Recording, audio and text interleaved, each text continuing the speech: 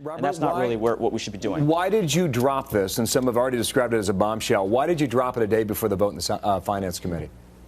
Well, the analysis was just completed this weekend because it looked at changes that were just made over the past couple of weeks to the current healthcare reform proposal. Many of these new fees have just been added. The changes to the personal coverage requirement that we just talked about is very new.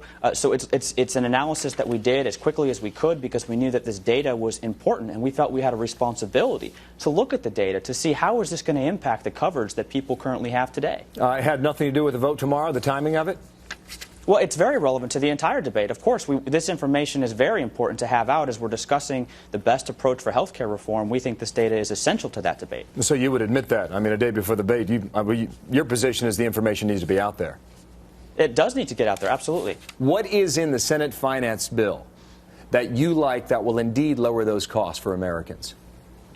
Well, we need to do more on the cost. There is not a lot that really focuses on making coverage more affordable. We strongly support the insurance market reform so that everybody has guaranteed access to coverage. There are no more pre-existing condition exclusions. But to make it work, everybody needs to be required to participate, and we need to have system-wide efforts to make health care coverage more affordable. There's some pilot projects and some initial first steps in Medicare, but as the report shows, if you focus on Medicare alone, all that's going to do is increase health care costs for people with private coverage, and that's not sustainable.